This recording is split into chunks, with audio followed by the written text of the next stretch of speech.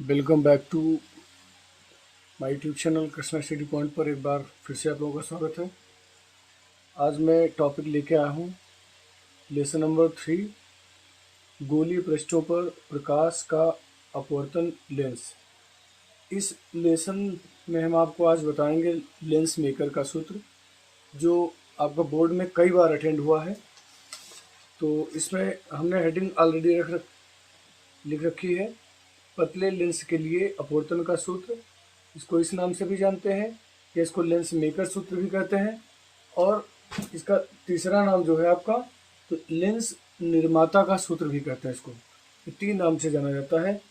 अब इसके अंतर्गत दो स्थितियां अलग अलग आती हैं। तो पहली स्थिति जब है आपकी, जिसको हम क्या बोलते हैं, पतले लेंस के लिए अपवर्तन का सूत्र अथवा लेंस मेकर, जब दोनों माध्यम क्या हो, एक ही हो। जब दोनों माध्यम आपके क्या हो, जब दोनों माध्यम एक ही हो, एक ही हो। अब इसके अंतर्गत पहले हम डायग्राम बनाएंगे। डायग्राम आप लोग देखेंगे, ये पतला लेंस है जिसकी मोटाई हमने स्मॉल टी लिख कर ली है। तो इसकी मोटाई स्मॉल टी है, तो ये आपका मुख्य अक्ष हो गया।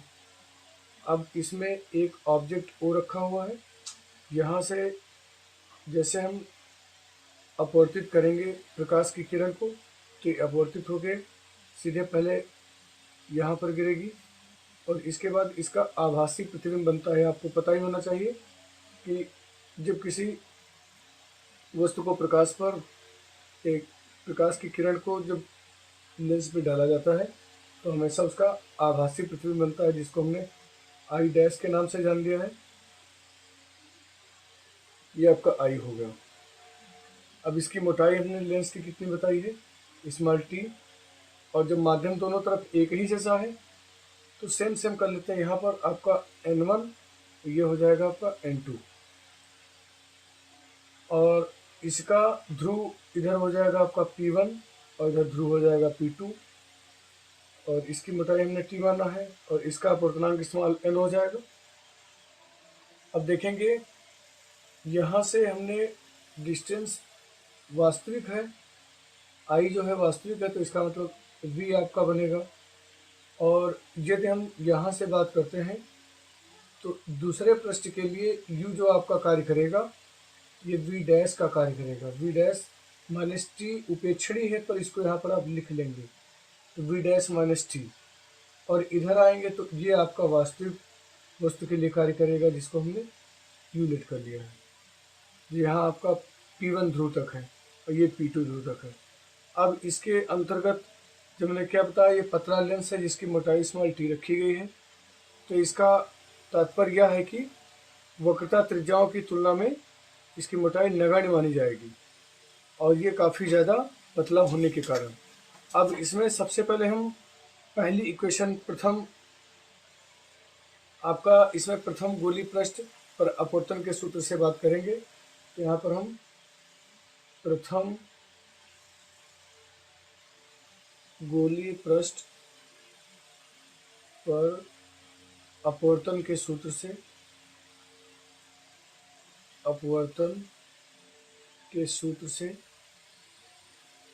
तो जब अपवर्तन का सूत्र हमने क्या बताया था, n/v माइनस का 1/u और इज इक्वल टू, ये आपका फार्मूला होता है n/v माइनस का 1/u is equal to n-1/r। अब यहाँ पर हमने क्या बताया कि इधर N1 आपका विरल माध्यम है, इधर N2 रखा गया है, सघन माध्यम में हमने N रख लिया है। तो इसमें जब हमको देखना पड़ेगा, तो इस फार्मूले में हमारी वक्रता त्रिज्या 2 जा रही है, क्योंकि ध्रुव आपके 2 हैं, और ध्रुव 2 होने के कारण इसकी वक्रता त्रिज्या क्या होंगी, 2। तो पहले के लिए हम बात करेंगे, इसीलिए यहाँ पर हमने प्रथम गोलीय पृष्ठ की बात की है। यहाँ पर क्या हो जाएगा, प्रथम के लिए N2 हो जाएगा आपका क्या, N2 हो जाएगा V डैश। ये पूरी डिस्टेंस आपकी यहाँ से जो देखी जाए, यहाँ से, तो ये हो जाएगी V डैश। और जब यहाँ से करोगे तो आपका ये T जो है इसमें से निकला हुआ, इसीलिए V डैश माइनस टी रखा है। ये पूरी दूरी आपकी V डैश हो जाएगी। तो यहाँ पर जब प्रतिबिंब आपका शुरुआत में n है, तो n के यहाँ पर क्या है, n के अपॉन में V है, तो इसका मतलब v है, तो इसका अब ये अपवर्तनांक जो हो जाएगा n2 हो जाएगा।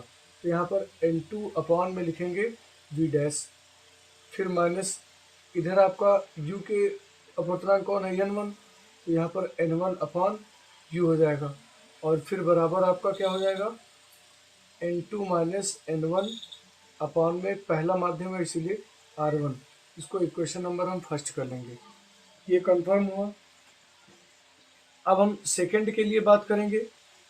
तो सेकंड पृष्ठ पर, मतलब द्वितीय पृष्ठ पर, द्वितीय गोलीय पृष्ठ पर, द्वितीय गोलीय पृष्ठ पर अपवर्तन का सूत्र, अपवर्तन के सूत्र से। तो इसमें हम जब देखेंगे तो हमने क्या बताया था, ये जो आपका v डैश है, ये i डैश, ये प्रतिबिंब द्वितीय पृष्ठ के लिए आभासी का कार्य करेगा। तो इसका मतलब जो यहाँ पर आपका ये v है, ये आपका प्रतिबिंब वास्तविक बनेगा, क्योंकि वस्तु आपकी क्या है, आभासी है। इधर क्या था, वस्तु आपकी वास्तविक थी, पर प्रतिबिंब इसका कैसा बन रहा था, आभासी। इसी तरह इसमें क्या हो जाएगा, आपका प्रतिबिंब जो है ये हो गया आपका वास्तविक। तो यहाँ पर जो वस्तु है वो हो जाएगी आभासी का कार्य करेगी। तो इसका मतलब यहाँ पर क्या हो जाएगा, हमने बताया था यहाँ पर आप t लिखें या ना लिखें, t उपेक्षणीय हो जाएगा। उपेक्षणीय होने के कारण इसको हम छोड़ भी सकते हैं यहाँ से। तो ये हो जाएगा आपका n1 अपॉन v, फिर minus n2 upon v dash, और इजक्वल टू हो जाएगा n1 माइनस n2 अपॉन में आ जाएगा आपका r2। ये इक्वेशन नंबर आपकी क्या हो गई, सेकंड। अब हम क्या करेंगे, समीकरण फर्स्ट प्लस सेकंड कर लेंगे। अब दोनों को हम जोड़ लेंगे। जोड़ने पर देखते हैं हमें क्या प्राप्त होता है। तो सबसे पहले प्लस आया है फर्स्ट वाला, तो फर्स्ट वाली वैल्यू लिखेंगे। तो n2 अपॉन v डैश, और फिर माइनस n1 अपॉन u, फिर माइनस लगा हुआ है तो फिर सॉरी प्लस लगा हुआ है तो प्लस लगाएंगे। दूसरा वाला n1 अपॉन v, और फिर minus n2 upon v dash is equal to, इधर इसी तरह n2 माइनस n1 अपॉन में r1, और फिर प्लस का n1 minus n2 upon r2। अब देखिए यहाँ पर अपोजिट साइन वाले हमको पद मिल रहे हैं। तो अपोजिट साइन वाला क्या है, n2 अपॉन v डैश, इधर भी n2 upon v dash same same है, ये क्या हो जाएंगे, कट जाएंगे। अब देखिए ये माइनस का है और ये n1 अपॉन v जो है प्लस का है, तो इसको हम आगे कर लेंगे और इसको पीछे लिख लेंगे। और दोनों में n1 कॉमन मिल रहा है, तो n1 ले लेंगे बाहर कॉमन। तो आपका क्या बचा, 1/v बचा, और फिर माइनस का 1/u बचा। और फिर इसके बाद हम क्या लिखेंगे, यहाँ पर n2 माइनस n1 ये लेंगे हम कॉमन। जब कॉमन लिया तो यहाँ पर हो जाएगा 1/r1, पर यहाँ पर तुम्हारा हम देखते हैं n1 माइनस n2 है, तो इसमें क्या किया जाएगा, जब n2 हम आगे लेंगे तो माइनस का चिन्ह बाहर आ जाएगा, तो माइनस और प्लस माइनस का हो जाएगा, और अपॉन में क्या हो जाएगा 1/r2, क्योंकि हमने n2 माइनस n1 कॉमन ले रखा है ऑलरेडी। अब ये n1 जो है इसके इनटू में है, ये जब इधर जाएगा तो कहाँ में हो जाएगा, इसके अपॉन में हो जाएगा। तो 1/v माइनस 1/u बराबर हो जाएगा n2 अपॉन n1 फिर माइनस, क्योंकि n1 का संबंध इनके संग जितना है उतना n1 के संग है, तो यहाँ पर भी n1 अपॉन n1 हो जाएगा। और इधर आपका इनटू में पद रखे हैं 1/r1 माइनस 1/r2, उसको ऐसे लिख देंगे। n1 कट गया, इसका वैल्यू 1 आया। और हम जानते हैं, आपको बताया भी गया था कि n equal to n2 upon n1 होता है। तो यहाँ पर जहाँ पर आपका n2 अपॉन n1 लिखा हुआ है, तो वहाँ पर हम क्या लिख लेंगे, पहले माध्यम के सापेक्ष दूसरे माध्यम का अपवर्तनांक जब किया जाता है तो n2 अपॉन n1 आता है। इसीलिए n2 अपॉन n1 की जगह पर हम क्या राइट कर सकते हैं, n राइट कर सकते हैं। 1/v minus 1/u equal to n2 upon n1 की जगह पर हमको क्या लिखना है, n, तो इसकी जगह पर n हो जाएगा और माइनस का 1। और इधर क्या बचा आपका 1/r1 माइनस 1/r2। ये जो आपको यहाँ पर कंप्लीट हुआ है, इसको हम इक्वेशन कर लेते हैं 3। ये समीकरण क्या हो जाएगा, 3 हो जाएगा। अब समीकरण 3 में हमने क्या बताया था, जब कोई वस्तु अनंत से आ रही हो, जब कोई वस्तु आपकी क्या हो, अनंत से आ रही हो, जब कोई वस्तु अनंत से आ रही हो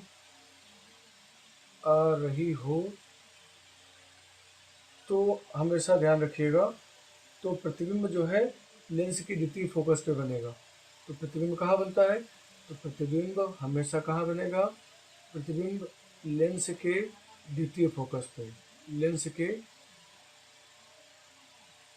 द्वितीय फोकस पर बनता है, फोकस पर बनता है।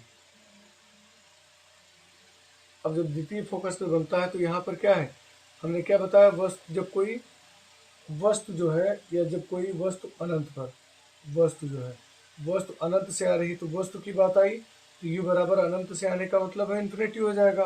और ये द्वितीय फोकस पर बन रहा है तो v इक्वल टू क्या हो जाएगा, f हो जाएगा। अब ये जो वैल्यू आई है, इन वैल्यू को हम इसमें पुट कर देंगे। तो वैल्यू को जो हम पुट करेंगे समीकरण थर्ड से, तो जब समीकरण थर्ड से हम बात करेंगे तो u की जगह पर हम क्या लिखेंगे, इन्फिनिटी। और 1/∞ का मान हमने बताया था 1/∞ इक्वल टू 0, तो इसका मान हो जाएगा 0। और यहाँ पर आपका v की जगह पर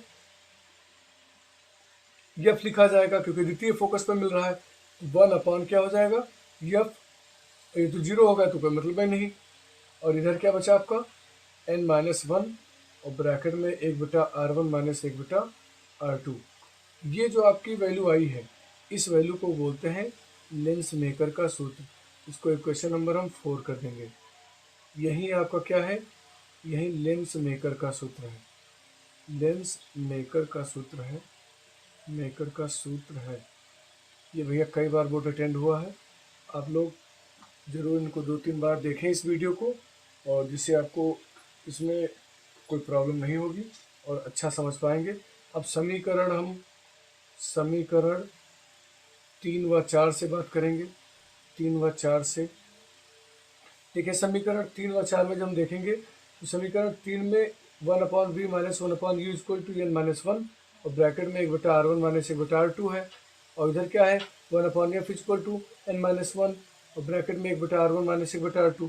देखिए ये दोनों वैल्यू सेम आ रही हैं, और सेम वैल्यू होने के नाते ये क्या हो जाएंगे, ये वाली वैल्यू आपकी आमने सामने हो जाएगी। इसका मतलब ये आ जाएगा 1/f बराबर 1/v माइनस 1/u। ये आपका क्या हो गया, ये हो गया लेंस का सूत्र। ये पतले लेंस का सूत्र है, पतले लेंस का कि फोकस दूरी का, मान लीजिए कि फोकस दूरी का सूत्र है, दूरी का सूत्र है। हमें उम्मीद है कि आपको समझ में आया होगा, और समझ में आया तो पूरी कोशिश करिए इसको हमारे पास तक पहुंचाने का, कमेंट बॉक्स में लिखना ना भूलें। और इसी तरह वीडियो पाने के लिए हमारे चैनल को सब्सक्राइब करें। जय हिंद।